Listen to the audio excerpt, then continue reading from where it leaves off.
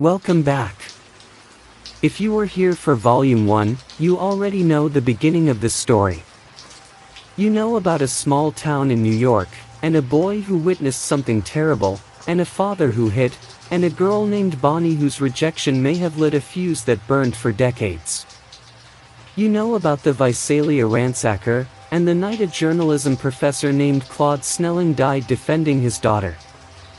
You know about the East Area rapist, the masked figure who stalked the suburbs of Sacramento for 3 years, entering homes in the dark, stealing pieces of people's lives along with their peace of mind. You know about the badge, and the shoplifting arrest that cost him the badge, and the long double life of a man who went to work as a mechanic while the crimes he had committed went unsolved behind him. If this is your first time here, that is fine too. Everything you need to follow this story will be in what comes next. But I encourage you, when you have another night, to go back to Volume 1. The full shape of this story is in the details, and the details stretch back further than most people realize. Tonight we go south. We leave Sacramento and we follow Joseph DeAngelo down through the Central Valley and out to the Pacific Coast and into the warm, prosperous communities of Southern California. We follow him to the place where the crimes became something different. Something final. We follow him to the murders. Get comfortable. Let the rain settle around you. Take a breath and let it go slowly. This is Volume 2. Part 1, The Transition, from Rapist to Killer. There is a question that investigators have returned to again and again in the decades since the East Area rapist's crimes in Sacramento came to an end. It is a question that goes to the heart of what criminal psychologists call escalation, the phenomenon by which some violent offenders are not satisfied for long at any given level of violence, and continue to push further, taking more, inflicting more, crossing lines they had previously left uncrossed. The question is this: was the East Area rapist always capable of murder? Or did something specific push him over the edge? The answer, based on everything the full arc of the case tells us, is probably both. He had already killed before the Sacramento rapes ended. Brian and Katie Majori, the young married couple killed while walking their dog in Rancho Cordova on February 2, 1978, were murdered by DeAngelo when they apparently stumbled upon him during one of his stalking or pre-attack operations in the neighborhood. That was not a planned murder. That was the action of a man who chose to kill rather than be seen. It tells us that the capacity for murder was already there, already accessible, already something he could reach for when he felt he needed to. And there was Claude Snelling, in 1975, shot twice in front of his daughter when he tried to stop the abduction. That too was a killing that served a purpose, the removal of an obstacle. It was cold. It was swift. And it was committed by a man who was, at that moment, a uniformed police officer in the employ of the Exeter Police Department. So when we ask whether the East Area rapist was capable of becoming the original Night Stalker, when we ask whether the man who raped and terrorized Sacramento could become the man who murdered 10 people in Southern California, the answer was always yes. The capacity was there. It had always been there. What changed was the context. He lost his badge in 1979. The shoplifting arrest, the hammer, the can of dog repellent, ended his career in law enforcement.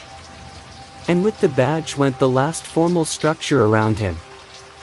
The last official role that gave him sanctioned authority over other people. The last external framework that channeled his need for power and control into something that looked, from the outside, like a legitimate profession.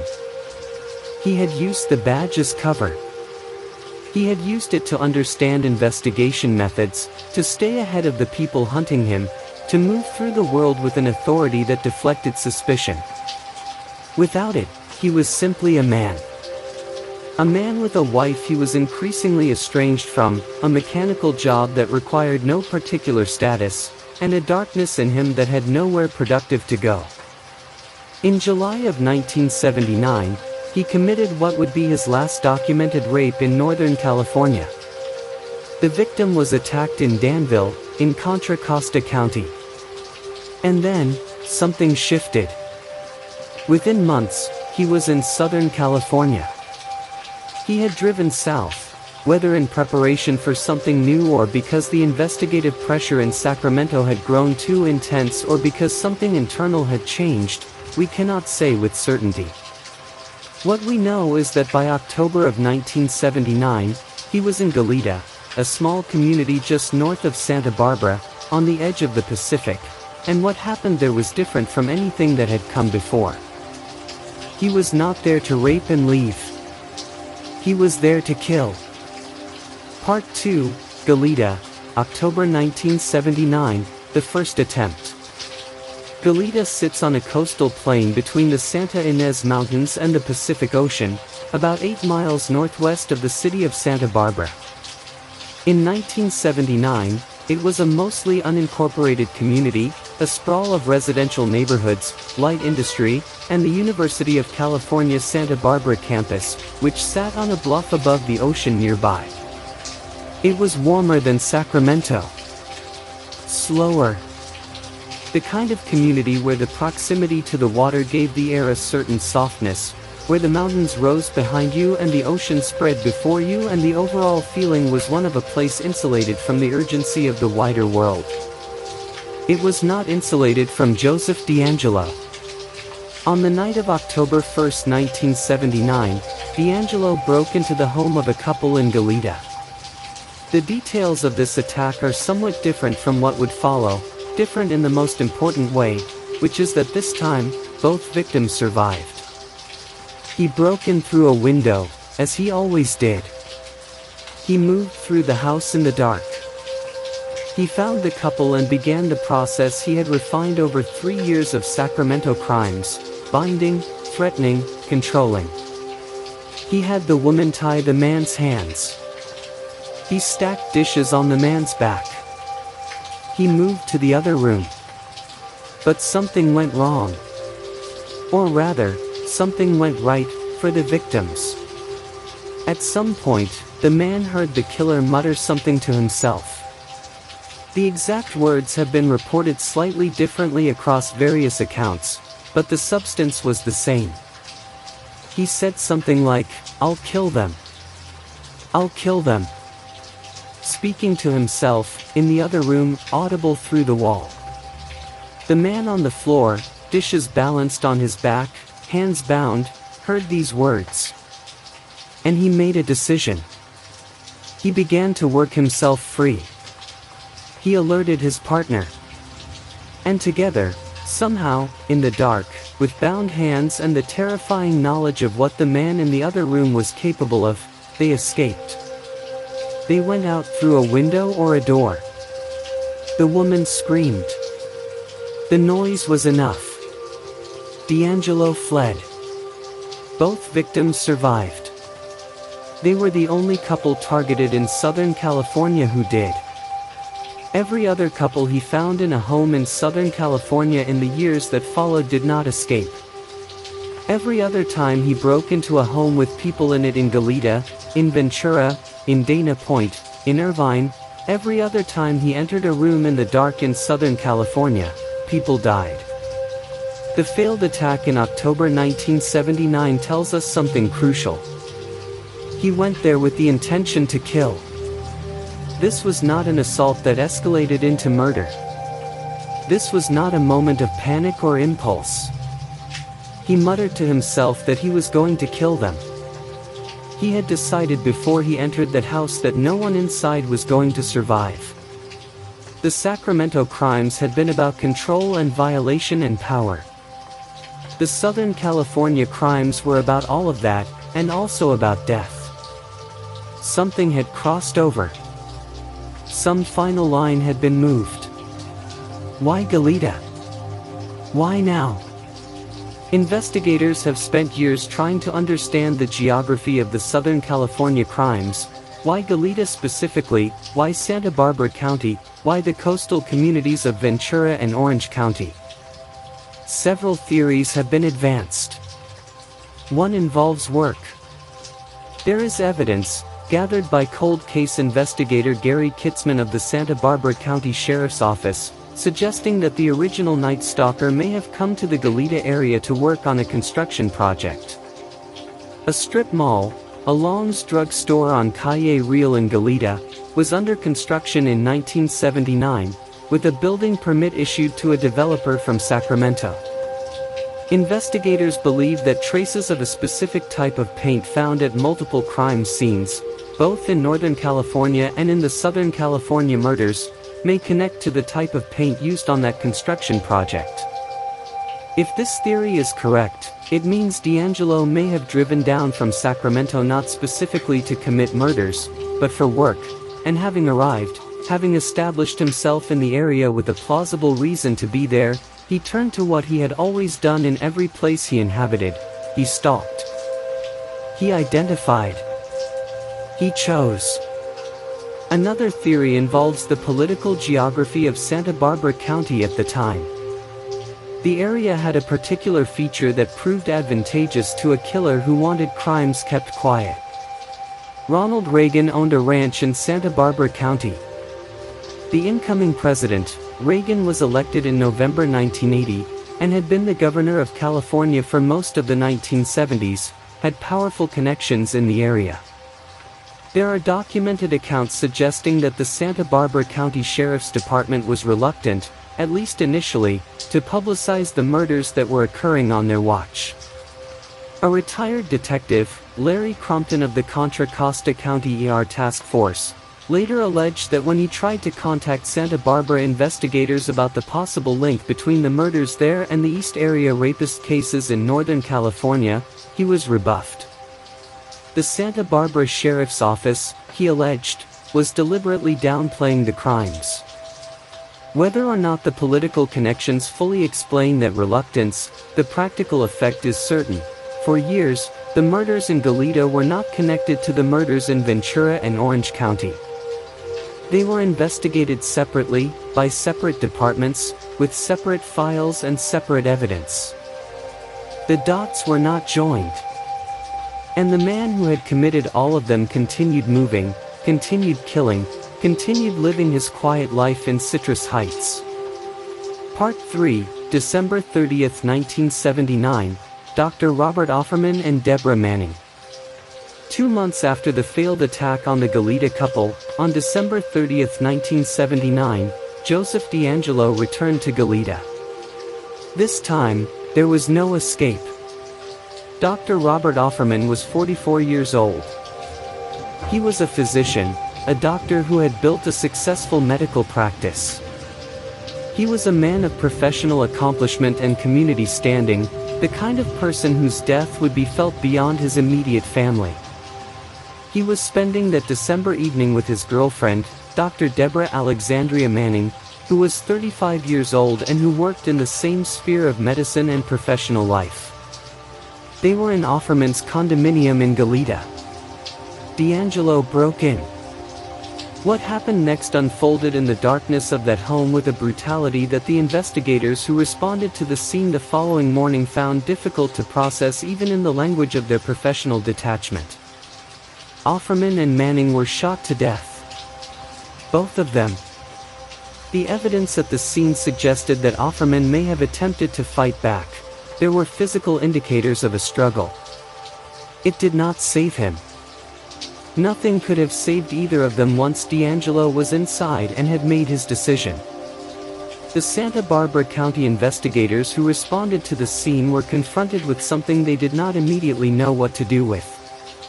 They had a double homicide in a private residence, committed by someone who had entered through a window, left almost no forensic evidence, and disappeared into the night. They had no witnesses. They had no clear motive. Nothing of obvious value had been taken. They had no useful physical description. They had almost nothing. What they did have, though they did not yet know it, was the same DNA that was sitting in evidence bags in Sacramento and Contra Costa County and the Bay Area, the same profile that had been left behind at 51 crime scenes in Northern California by the East Area rapist. The same man. The same genetic signature. But DNA technology in 1979 was not what it would become. The science that would eventually allow investigators to upload a genetic profile to a genealogy database and trace it through a family tree did not exist yet. The PCR technique that made modern DNA analysis possible would not be developed until the 1980s, and its application to criminal investigation would take years after that. In December of 1979, investigators had biological material at the scene. They could not yet do anything useful with it. Robert Offerman and Deborah Manning were buried. Their families grieved. And the investigation into who had killed them produced nothing conclusive. The case went cold. The silence that followed, and what continued underneath. After the Offerman and Manning murders in December 1979, there was a pause. No murders attributed to DeAngelo in Southern California for approximately 3 months. What was he doing during those months? Working. Living. Going home to Sharon and the house in Citrus Heights and whatever the texture of that life was. Processing, perhaps, what he had done. Planning, certainly, what he intended to do next. He had crossed the threshold completely now. He had killed multiple people intentionally, premeditatedly, in Southern California. He had done it and gone home. He had done it and kept his job and paid his bills and been a neighbor on a quiet street and woken up the next morning.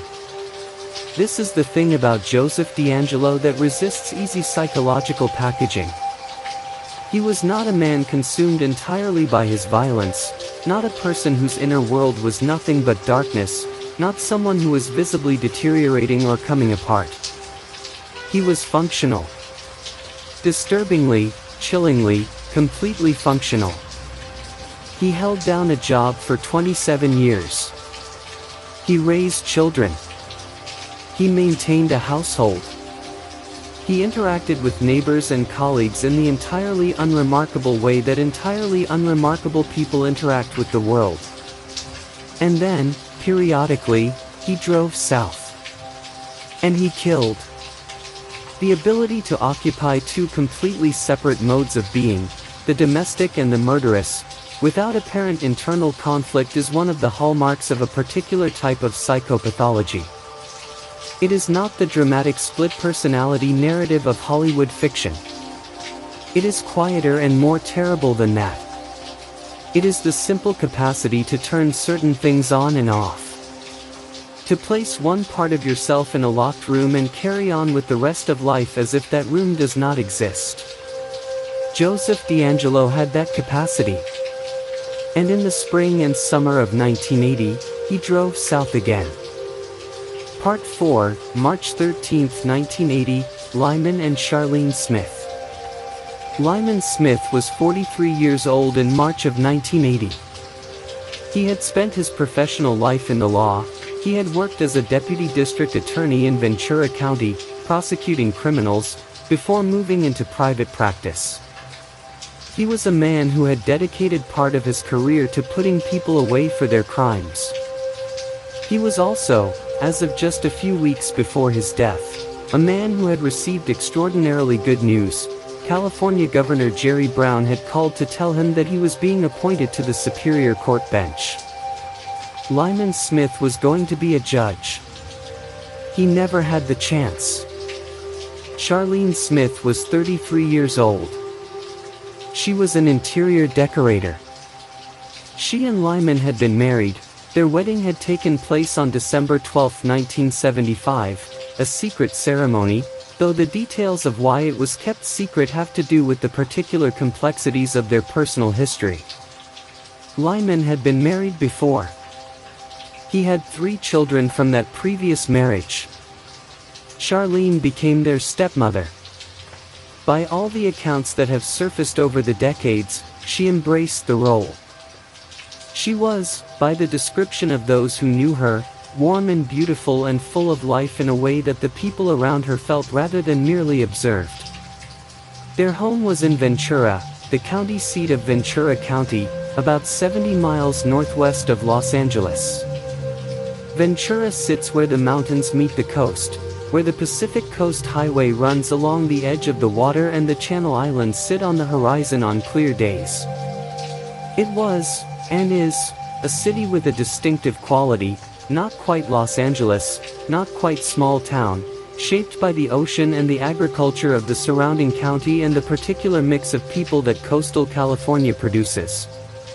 On the night of March 13, 1980, DeAngelo broke into the Smith home. He found them in their bedroom. He tied them. He raped Charlene. And then he took a log from the stack of firewood they kept outside and he bludgeoned them both to death. The murder weapon, a piece of their own firewood, something so ordinary and domestic that the mind flinches from the image, was something he picked up from the property. He brought nothing in with him. He used what he found.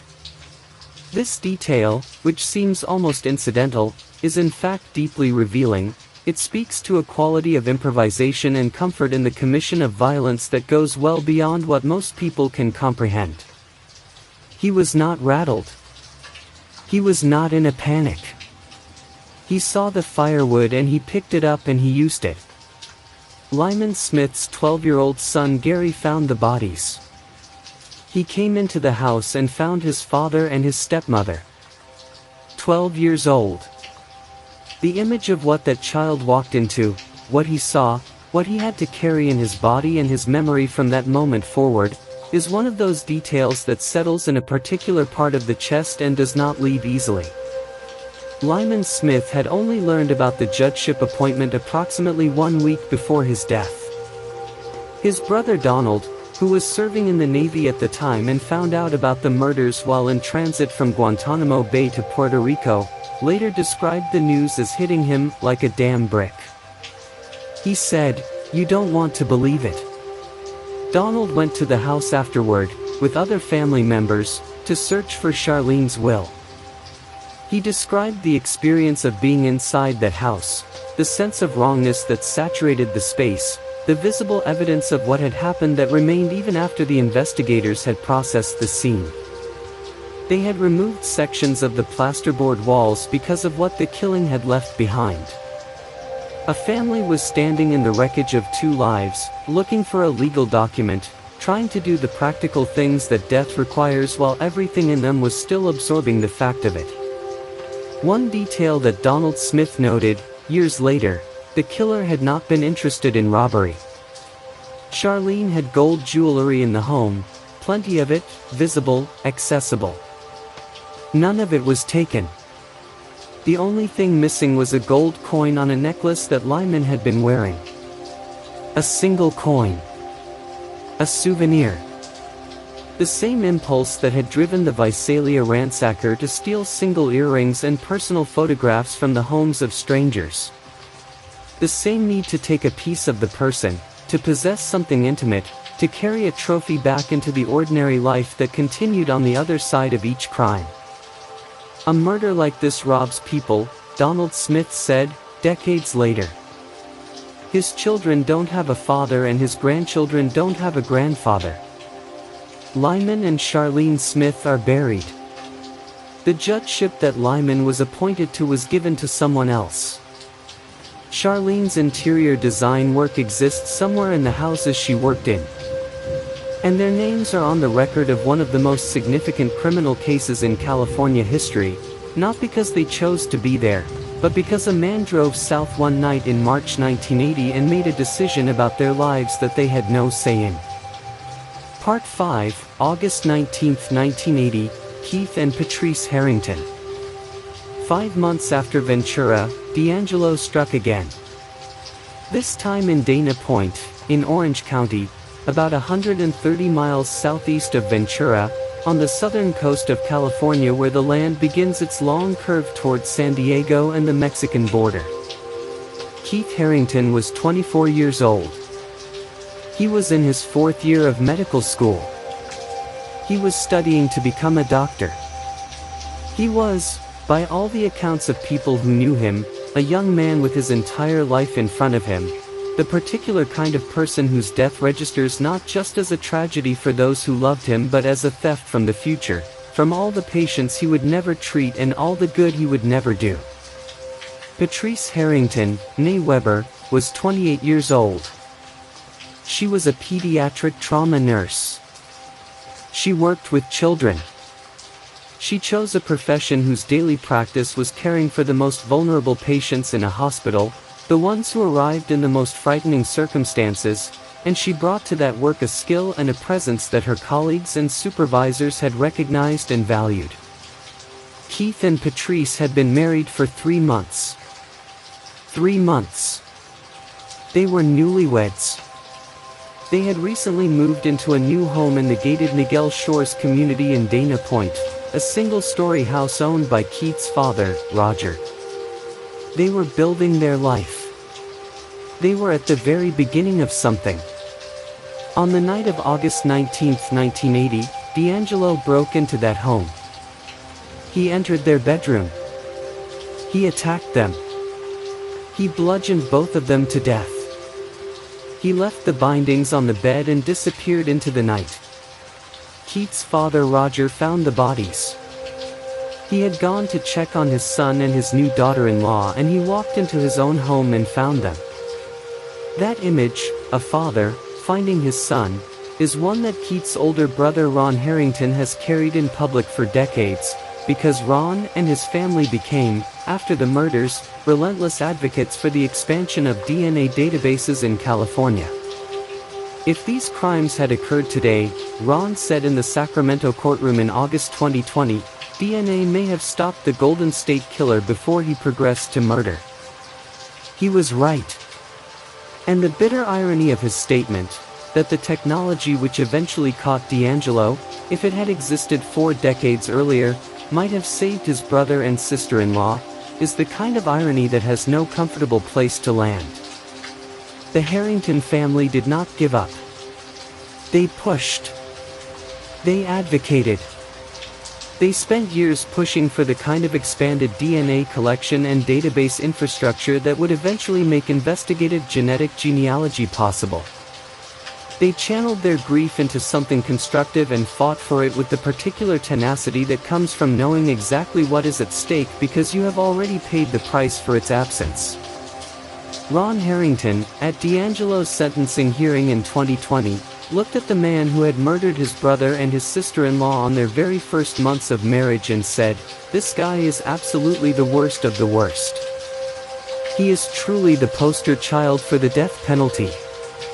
Keith Harrington was 24. Patrice Harrington was 28. They had been married 3 months. Part 6, February 5, 1981, Manuela Withun. Irvine, California is a city in Orange County that was, in 1981, one of the most thoroughly planned communities in the United States. It had been developed largely by the Irvine Company, which had purchased vast tracts of land from the original Spanish land grant and developed them according to a master plan that emphasized order, cleanliness, safety, and an almost aggressive orderliness. Wide boulevards. Carefully maintained public spaces. Houses that sat behind tended lawns. The kind of place where people moved specifically because they believed it was safe. Manuela Withun was 28 years old. She was a bank teller. In February of 1981, she was home alone in her Irvine house because her husband David was in the hospital. He was ill and had been admitted for treatment, and Manuela was managing the household on her own while he recovered. She was not a person who was careless about her safety. She was a young married woman doing what needed to be done while her husband was temporarily unable to be there. Between 11 o'clock at night on February 5 and 2 in the morning of February 6, 1981, DeAngelo entered her home. When her parents came to check on her, came to the house to see how she was doing, The ordinary, loving check-in of parents who know their daughter is home alone while her husband is unwell. They found her body in a sleeping bag. There was no evidence of a struggle. There were ligature marks on her wrists and on her right ankle. The cause of death was skull fractures from a beating. She had been bound. She had been raped. She had been killed. Her parents found her. Her husband, recovering in a hospital, was going to come home to this. David Withune, her husband, did come home. He lived with what he came home to for years. He eventually remarried. He has spoken about Manuela, about what she was like, about the particular cruelty of losing someone when you were not there to protect them and could not have known you needed to be. Manuela Withune was 28 years old. She was home alone because her husband was sick. She was trying to manage. She was a bank teller in a carefully planned city that was supposed to be safe. It was not safe. Not on that night. Not from him. Part 7, July 27, 1981, Sherry Domingo and Gregory Sanchez. Back to Goleta. July of 1981. 18 months after Robert Offerman and Deborah Manning were killed in that same community, Joseph DeAngelo returned. Sherry Domingo was 35 years old. Gregory Sanchez was 27. They were not a couple who lived in the house where they died, they were house-sitting. They were doing a favor for a friend, staying in a residence in Goleta to take care of things while the owner was away. They were in someone else's space on someone else's schedule for someone else's purposes. It did not matter. DeAngelo found them. The murders of Domingo and Sanchez were particularly difficult for investigators to process at the scene, and the details that emerged from the forensic examination of the crime were disturbing even in the clinical language of law enforcement reports. Gregory Sanchez had been shot and also bludgeoned. There were signs that he had been beaten with considerable force. Sherry Domingo had been bludgeoned. The evidence suggested a prolonged and violent encounter. Sherry Domingo's son, Omar Perez, was at the time a teenager. His mother went out one evening to house-sit for a friend and she did not come back. That is the bare fact of it. A woman goes to do a favor for someone she knows, she spends a night in a house that is not hers, and she does not come home. Her son grows up without her. He grows up carrying something that no teenager should have to carry. Omar Perez gave a victim impact statement at DeAngelo's sentencing in 2020. He spoke of his mother, of who she was, of what she had been in the process of becoming, of all the things that were taken along with her life. He spoke of what it had meant to grow up without answers. To spend decades knowing only that his mother had been killed and not knowing who had killed her or why or whether justice would ever be done. He got to stand in that courtroom in 2020 and look at the man responsible. That is something. It is not enough. But it is something. The Goleta murders of 1979 and 1981, Offerman and Manning, then Domingo and Sanchez, were initially investigated separately from the Orange County and Ventura County murders. The Santa Barbara County Sheriff's Office, for reasons that have been debated and disputed over the years, was slow to make the connections that would eventually link all of these crimes to a single perpetrator. It was not until 2011 that advanced DNA testing definitively confirmed that the Domingo and Sanchez murders were also committed by the same man responsible for the Offerman and Manning killings, and by extension, for everything else. Sherry Domingo was 35. Gregory Sanchez was 27. They were house-sitting on a summer night in 1981. They had no reason to be afraid. Part 8, The Long Pause, 1981 to 1986. After the murders of Sherry Domingo and Gregory Sanchez in July of 1981, something unexpected happened. Joseph DeAngelo stopped. Not permanently. Not forever.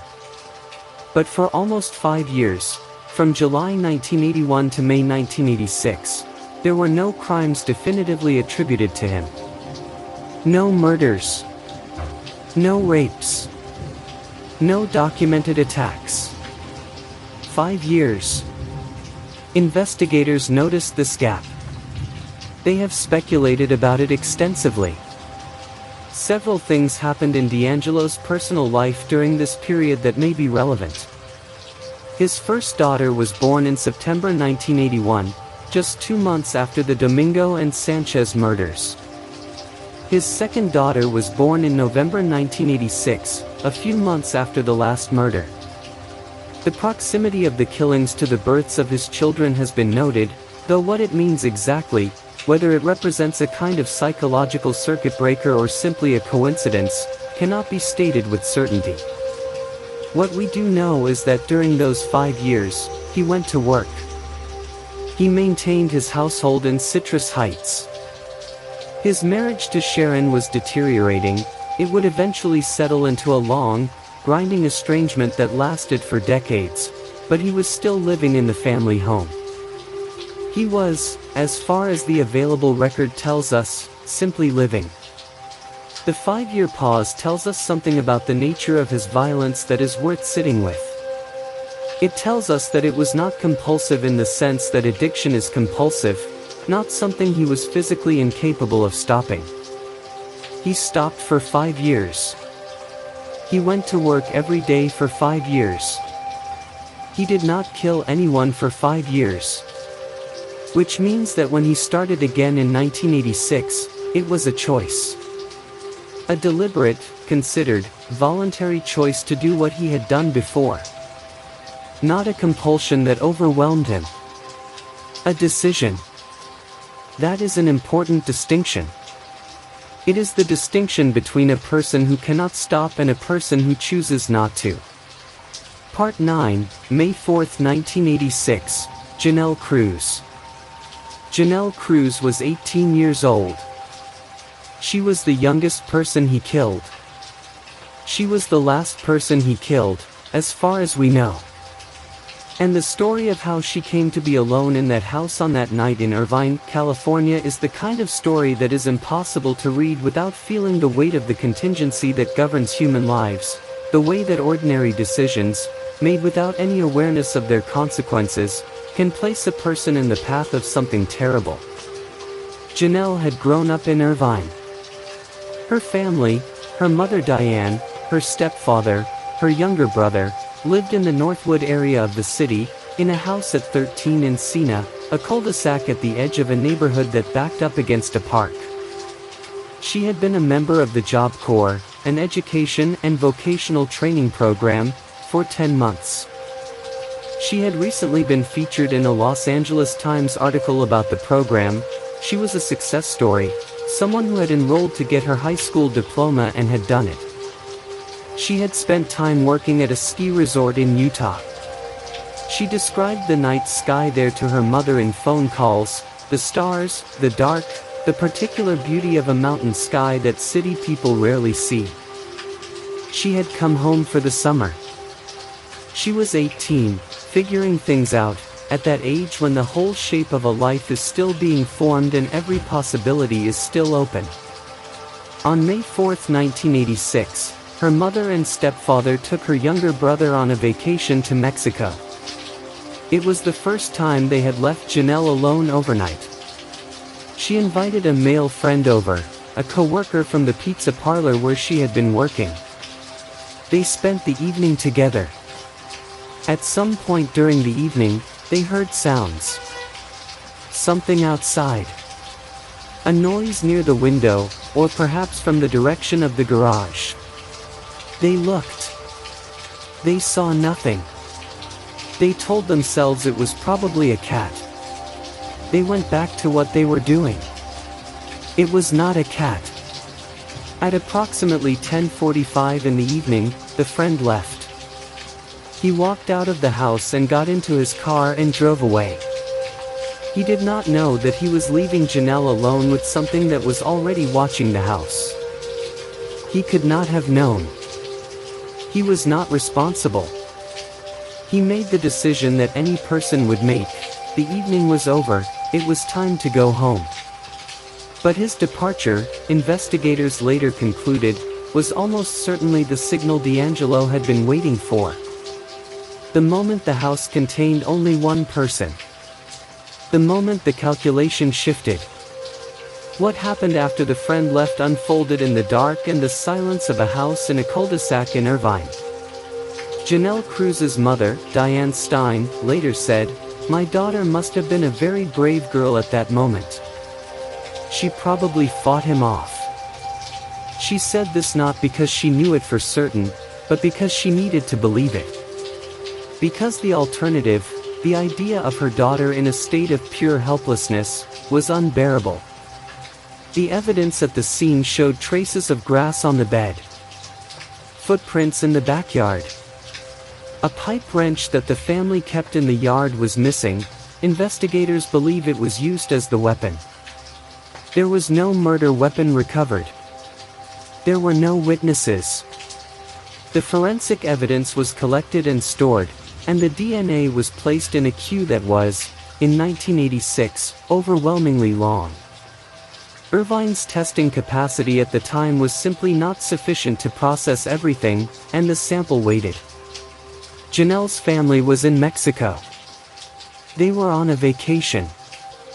Her mother had kissed her goodbye before leaving and told her to call if she needed anything. She was 18. She was supposed to be fine. Her body was discovered the following evening, when a realtor arrived at the house to show it. The home was on the market, and walked in to find her. Diane Stein received the news in Mexico. She came home to a daughter who was gone.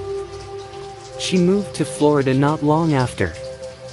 The West Coast was no longer a place she could be.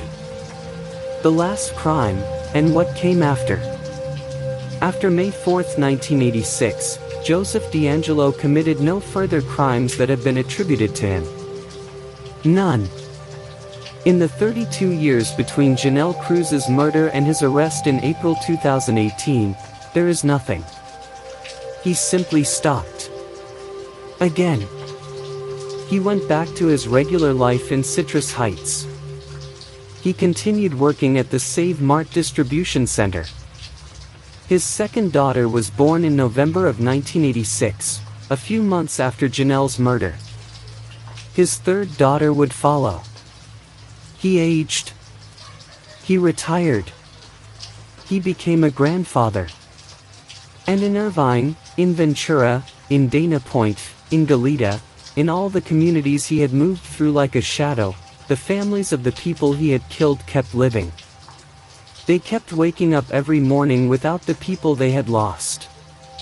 They kept carrying the weight of unanswered questions. They kept wondering whether they would ever know who had done this, and whether that knowledge would make any difference at all.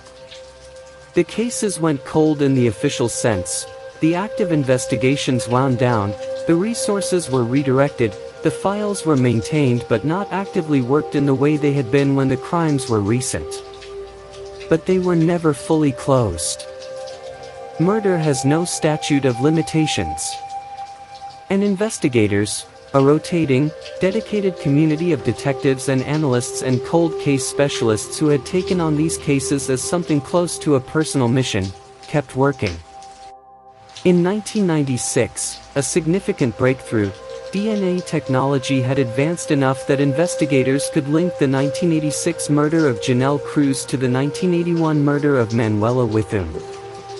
Two Orange County murders, committed 5 years apart, by the same person.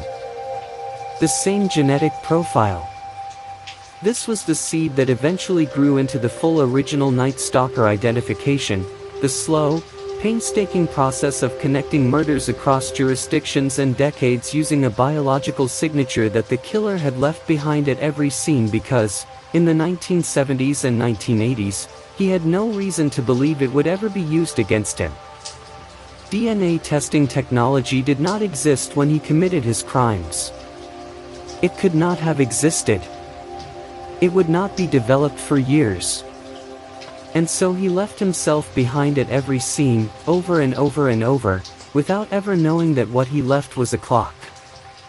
A very slow clock. But one that was ticking. Part 10, The Investigators Who Did Not Give Up. To understand why this case was eventually solved, you need to understand the people who refused to let it go cold entirely. Because the arrest of Joseph DeAngelo in 2018 was not the product of a single investigative breakthrough. It was the product of decades of sustained effort by a rotating community of professionals who kept picking up the file, kept running new tests on old evidence, kept asking whether there was something that had been missed. Paul Holes is perhaps the most publicly known of these investigators. He worked for Contra Costa County for nearly 30 years and spent a significant portion of that career fixated on the Golden State Killer case. He was a DNA expert, a forensic specialist, a man who combined technical knowledge with the particular obsessive quality that cold case work requires, the willingness to sit with a puzzle that has not been solved and to keep believing, against all evidence of time and passage, that it still can be. Holes worked with other investigators across multiple counties, Sacramento, Contra Costa, Ventura, Orange, pooling information, comparing evidence, building the most complete picture possible of who this person might be. He studied the geographic patterns of the crimes. He worked through the behavioral profile. He thought about the things DeAngelo had said to victims during attacks, the references to Bonnie, the threats, the particular phrasing, and tried to read in them something about who the man was. He retired from his position on March 15, 2018. He was at a retirement party, a gathering of colleagues and friends marking the end of a 30-year career, when his phone began to ring with news that investigators were closing in on a suspect. He learned on April 24, 2018 that the suspect had been arrested, 2 days after he had officially left the job. 2 days. He had spent 24 years working this case. He retired 2 days before the arrest. He wept. Publicly, without embarrassment, he wept. And then he described the experience and subsequent interviews with a kind of raw honesty that was deeply human, the complex mixture of profound satisfaction that the case had been solved and a particular grief that he had not been there in the room when it happened, that the timing had been what it was, that the closure had arrived 2 days too late for him to be officially part of it. He was still part of it. He had always been part of it. The arrest that happened on April 24 was built on decades of groundwork that included everything he had contributed. Other investigators carried pieces of the case as well. Larry Crompton of Contra Costa County, who had been among the first to theorize that the East Area rapist and the original Night Stalker were the same person. Larry Poole of the Orange County Sheriff's Department, who had spent years on the Southern California murders. Gary Kitzman of the Santa Barbara County Sheriff's Office, who had theorized the construction project connection and who had kept returning to the Goleta cases even when they seemed entirely cold. And the victim advocates, Carol Daly, who had been the primary investigator dealing directly with Sacramento rape victims in the 1970s, who had sat with women in the aftermath of the worst nights of their lives and tried to help them find words. Her work was not glamorous. It was not the work that gets celebrated in crime dramas. But without it, without the careful, empathetic gathering of victim accounts that she facilitated, the case file would have been far thinner. All of these people. All of these years. All of these hours in evidence rooms and crime labs and cold case units. The case did not solve itself. It was solved by human beings who chose to keep working.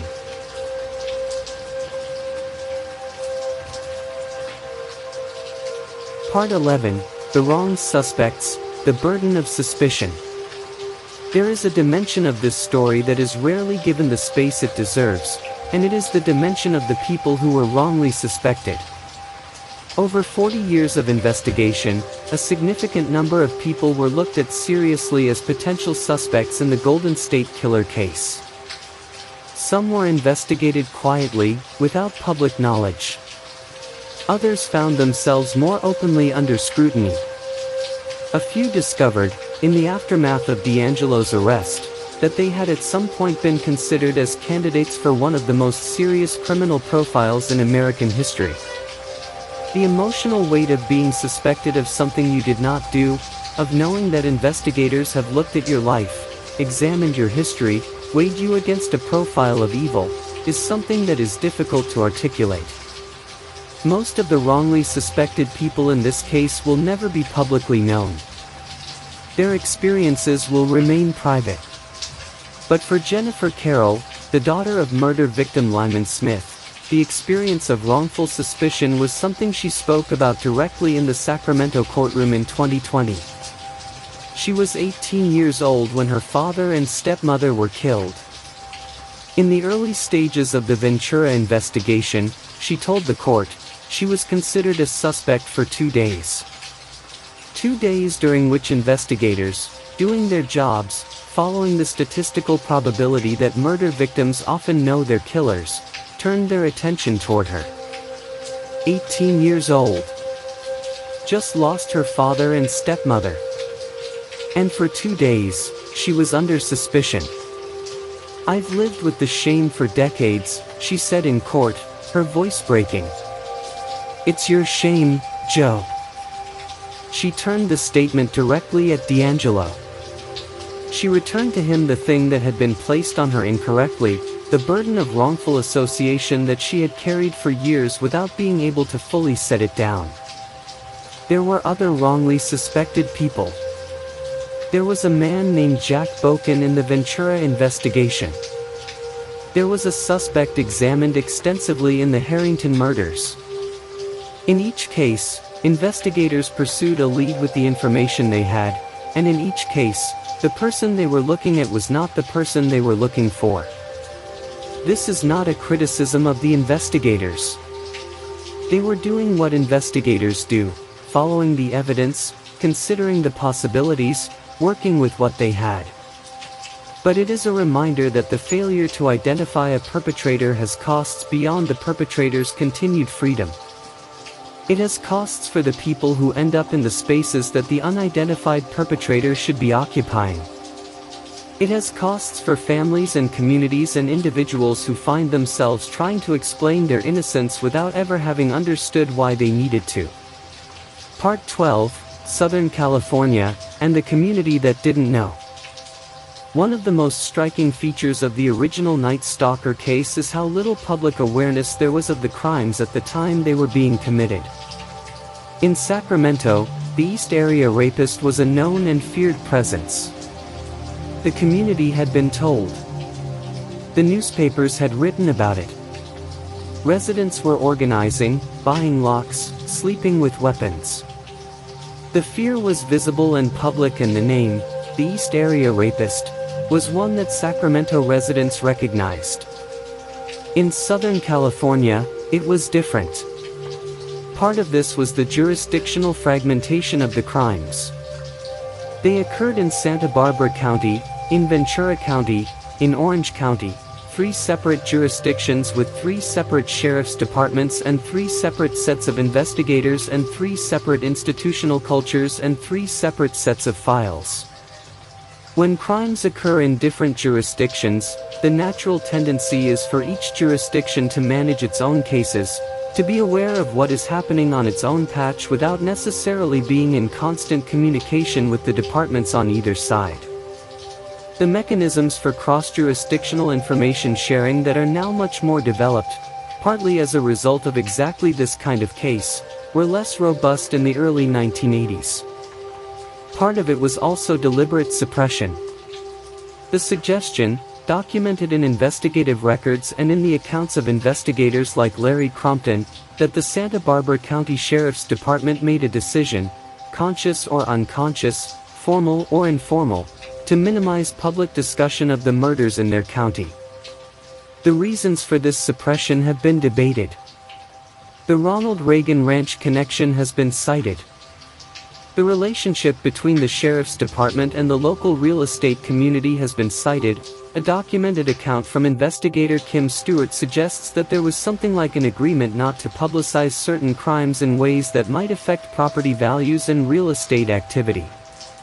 Whatever the reason, the effect was that communities in Southern California went to sleep at night in the early 1980s without knowing that a man who had raped and murdered people in their region was still at large. The East Area rapist had been known. The original Night Stalker was not, to most people. The victims died in communities that were not on guard. They died in places that did not know they needed to be afraid. This matters. Not because awareness would necessarily have saved them. DeAngelo was careful, patient, and extraordinarily skilled at avoiding detection. But it matters because communities have a right to know the dangers they face. Victims have a right to information that might lead them to take precautions. The decision to manage fear by suppressing information is a decision that prioritizes institutional comfort over individual safety. And in this case, that decision had consequences. Part 13, 2001, the DNA connection that changed everything. The year 2001 was when the case changed shape. By 2001, DNA analysis had become sufficiently sophisticated that investigators could do something that had been impossible when the crimes were committed. They could take biological material from crime scenes separated by years and geography and ask, with precision, whether that material had come from the same person. The answer, when investigators compared the DNA from the East Area rapist cases in Northern California with the DNA from the original Night Stalker cases in Southern California, was unambiguous. Yes. The same person. One genetic profile connecting 51 rapes in Sacramento and the Bay Area to 10 murders in Santa Barbara, Ventura, and Orange County. One man. 12 years of crime. Hundreds of victims and victims' families across an entire state. The confirmation in 2001 was not an arrest. It was not even close to an arrest. There was no name attached to the genetic profile. There was simply the knowledge, settled, definitive, DNA confirmed, that these were not two separate criminals who happened to have similar methods. They were one person. And that one person was still unidentified. The confirmation did several things. It consolidated the investigations. It justified the pooling of resources across all the affected jurisdictions. It gave investigators a clearer picture of the full scope of what they were dealing with, a criminal of unprecedented reach, who had operated across the full length of California for more than a decade and then simply stopped and hidden himself inside an ordinary life. It also raised the stakes of identification enormously. This was no longer a cold case rapist. This was no longer a cold case murderer. This was both. This was the most prolific identified sexual assault perpetrator in American history, who was also a murderer, who was also walking around California somewhere, or who had died, and who might still be alive. The $50,000 reward that the FBI and Sacramento County District Attorney's Office eventually offered for information leading to identification, in June 2016, reflected that stakes. This was a case that deserved a number with commas in it. It was a case that deserved every resource that could be directed at it. And still, for 17 more years after the 2001 DNA confirmation, the name remained unknown. Part 14, Michelle McNamara, The Obsession and the Book. I want to spend some time here with Michelle McNamara, because she belongs in this volume as much as she belongs in any other. She was not a law enforcement investigator. She did not have access to the official evidence or the confidential files. She was a writer, a true crime journalist and blogger whose website, truecrimediary.com, had become one of the most respected amateur investigation resources in the country. She was also the wife of Patton Oswalt, the comedian and actor. And she was, by her own account and the accounts of everyone who knew her, a person who had been fascinated by true crime since she was a teenager growing up in Oak Park, Illinois, where a neighbor had been murdered when McNamara was 14 years old. That murder, the randomness of it, the proximity of it, the way it suddenly made the world feel like a different and more dangerous place, had lodged in her and stayed there. Crime, and its investigation, and the attempt to make sense of the senseless, became her passion.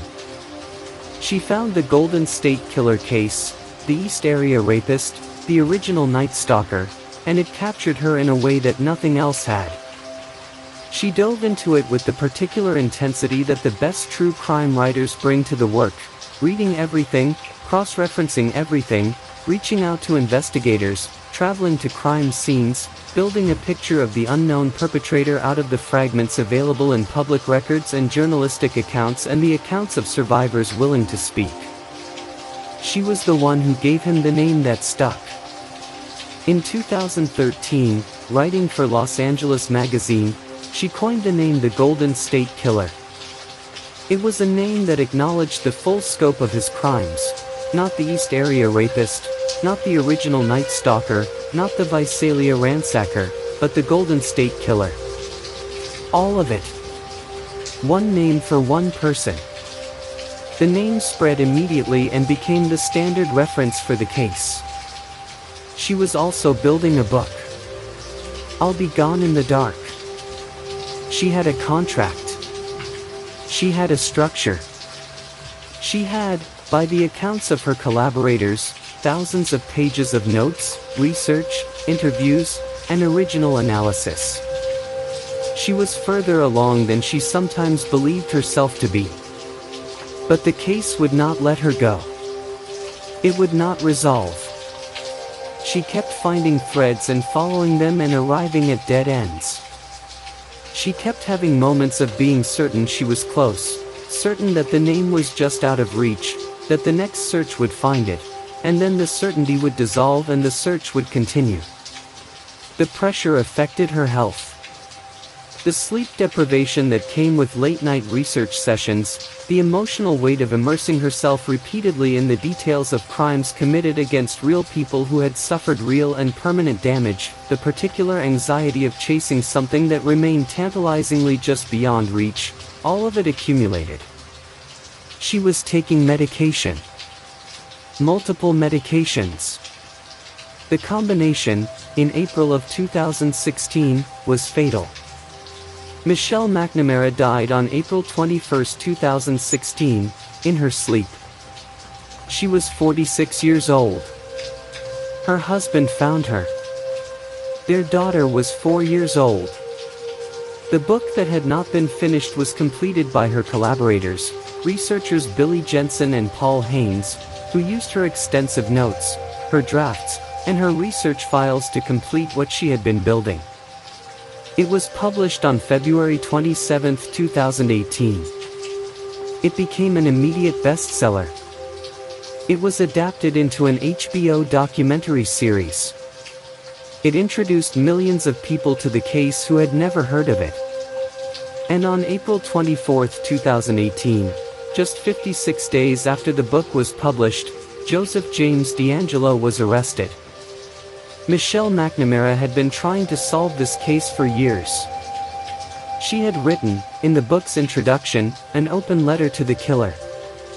She had told him, in that letter, "One day, soon, you'll be old and then dead, and we'll know who you were. Your little movie is running out of reel." She was right. She just did not live to see it. There is something almost unbearably poignant about the timing. 56 days. The book comes out, it puts the case back in the national conversation, and 56 days later, the case is solved. Whether there is a causal connection, whether the book contributed directly or indirectly to the renewed resources and attention that produced the genealogical breakthrough, cannot be stated with certainty. But the proximity is striking. And the people who knew McNamara, who worked with her, who loved her, have said consistently that they believe she was part of bringing this man down. That the work she did mattered. That the name she gave him, the attention she focused on the case, the community of investigators and amateur researchers she brought together and inspired, all of it was part of what eventually produced an answer. "I'll be gone in the dark" ends with the words the killer spoke to one of his Sacramento victims during an attack. In the dark of a bedroom in 1977 or 1978, "You'll be silent forever, and I'll be gone in the dark." He was wrong about both things. His victims were not silent. They are still speaking. They spoke for 3 days in a Sacramento courtroom in August of 2020, and their words are in the record of that hearing, and they will outlast him. And he was not gone in the dark. Not forever. They found him. Closing, and what comes in Volume 3. We have been in Southern California tonight. We have sat with the 10 people whose lives ended at the hands of Joseph DeAngelo between 1979 and 1986. We have sat with their families, with Jennifer Carroll and Ron Harrington and Omar Perez and Donald Smith and Diane Stein and all the others who have carried the weight of these losses for decades. We have sat with the investigators who refused to stop, and with the writer who chased the story all the way to the edge of her own life. In Volume 3, we are going somewhere different. We are going to the arrest itself, to April 24, 2018, and everything that led up to it. We are going inside the science of genetic genealogy, the technique that finally made identification possible. We are going to follow the investigators through the months of careful, silent work that preceded the moment they knocked on a door in Citrus Heights and found a 72-year-old retired mechanic who had been hiding in plain sight for 4 decades. We are going to be in the room, as close to it as the record allows, when the ghost finally got a name. But that is Volume 3. And right now, you have been listening for a long time. I want you to let the story rest for tonight. It will be here when you come back. The details will not change. The people will still be who they were. The facts will still be what they are. But right now, in this moment, there is only the rain. Soft and steady. The kind of rain that does not demand anything of you. The kind of rain that simply falls, filling in the silences, covering the city in a soft gray sound that asks nothing except that you listen. And your breathing, which has slowed, probably, over the course of this last hour. Which is doing what bodies do when they are finally given permission to rest. Taking in, and letting out. Taking in, and letting out. You have done enough tonight. You have held a heavy story with great steadiness. Let it go now. Let the rain take it. Let the darkness hold it. Let your mind drift to somewhere simpler and softer and quieter than all of this. You are safe. You are warm. The world outside is doing what it does without requiring anything from you right now. Sleep. I'll be here in Volume 3 when you're ready.